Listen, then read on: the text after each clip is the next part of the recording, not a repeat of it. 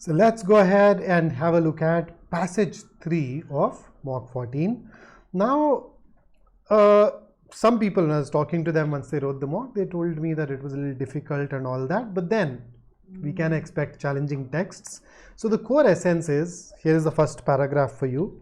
The first paragraph essentially says that we have already left the lessons, the learnings of the 20th century behind.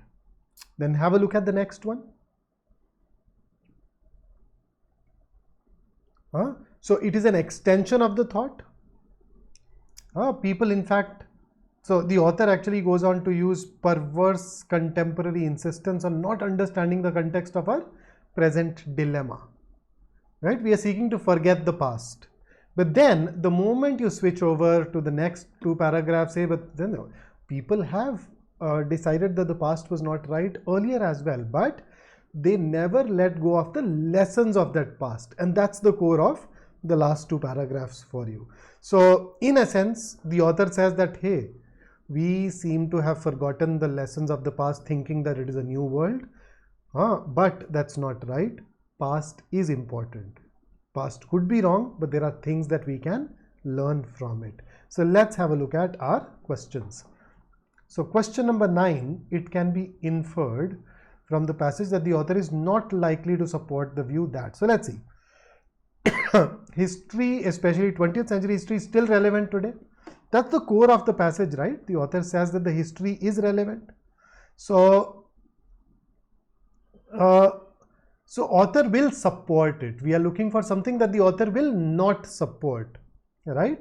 So the author will support it. Let's rule it out. Okay, B, the progress of globalization and laissez-faire economics has completely been eroded. No, that is not true. Our passage has this sentence that says the triumph of the West, the end of history, the unipolar American movement, the ineluctable march of globalization in the free market. Remember the first paragraph? So all of these things are happening. The passage is talking about the march of capitalism and globalization after the fall of the leftist ideas. So on the basis of that, can we say that the progress of these things has completely been eroded?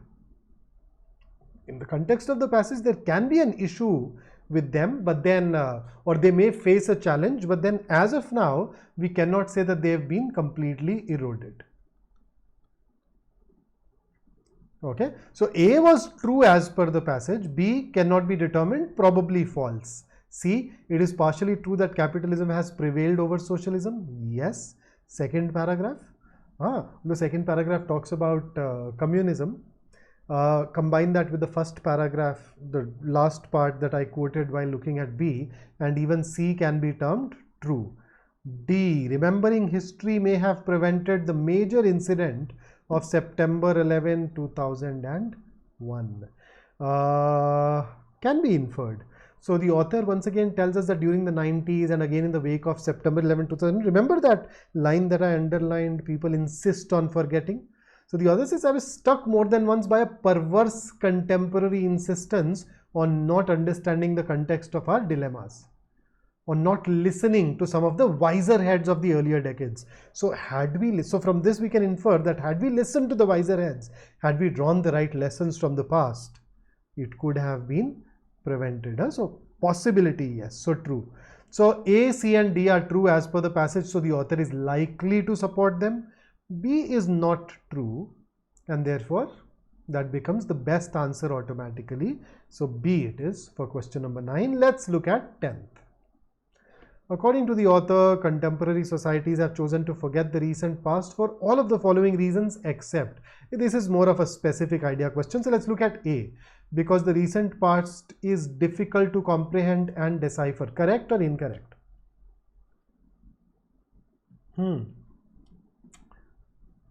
Correct or incorrect on the basis of the passage? I think this is correct. Let me take you to the relevant part. See this? So there is a sentence in the passage that says, perhaps this is not surprising, the recent past is the hardest to know and understand. So on the basis of this, I can say that A is given in the passage to us. B, because Western capitalism triumphed over socialism. See this part?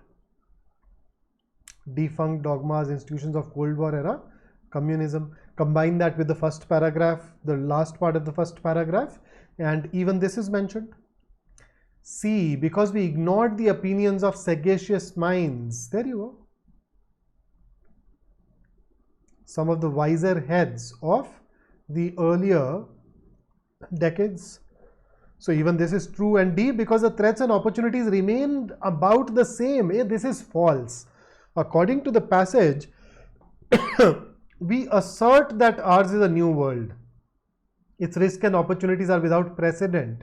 But the truth is that the author does not agree with it. The author in the last paragraph tells us that is not the case. We have a lot to learn from the past, and it is not, things have not changed all that much that we can forget it completely. So D is mentioned in a different context. D is the line of somebody who wants to support forgetting of the past. Author goes on to contradict this. So this is false, and that is why our answer here should be option D. So question number 10, D it is. Let's have a look at 11th. What role does the final paragraph play in relation to the rest of the passage? So here is the final paragraph. The final paragraph goes on to provide instances, situations that tell us that, hey, we should not forget the past. We can still learn from it. And which one of these is closest to it? In the context of the passage, that's the role. So A, B, it reinforces the view that contemporary society owes its elements and social institutions past, could be. C, it continues on the theme of the penultimate paragraph by adding a new perspective stated in the penultimate. So does it continue on the theme of the penultimate paragraph? Yes. But does it go on to add a new perspective? No. This is the part which is wrong. Both the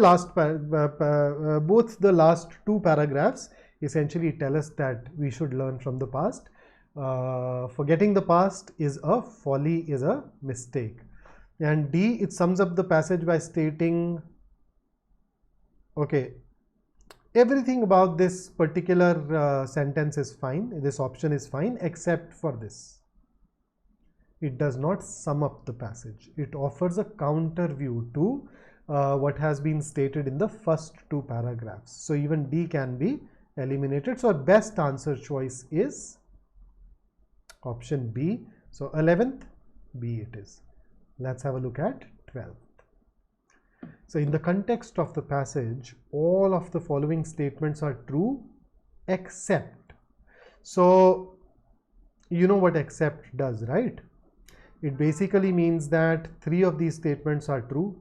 One of these is not true, and the one that is not true should be picked up as our answer. So option A, the opinions of discerning minds should be seriously considered. That is true. I think we've already looked at it in the past. Sagacious minds, wise minds of the past. We've looked at it for two questions. So A is definitely true. Okay, option B, the writer is nonplussed as to why contemporary society has forgotten the recent past. Nonplussed is confused. Nonplussed is at a loss of words, where you are not able to understand why it is happening. But is the author really nonplussed? The author in fact categorically states, and I quote, "Perhaps this is not surprising. The recent past is the hardest to know and understand." So he's telling us that, see, I know why people are forgetting it. It's not nonplussed. So first A is true, but B is actually false because the author is not nonplussed. He has figured out a reason. Okay, C, the West has promoted the view to others to dispense with the 20th century. Absolutely, first paragraph. So true. The world has undergone a striking metamorphosis. Metamorphosis is a great change in the last few decades. Yes, this is in fact a direct interpretation of a sentence in the passage. So I'll once again quote the passage. There is a line that says, "Moreover, the world really has undergone a remarkable transformation since 1989. So remarkable transformation is nothing but striking metamorphosis. So there you go. So even D is true. So we're looking for something which is not true, and therefore we should go ahead and pick B as our answer. So question number 12, our answer should be option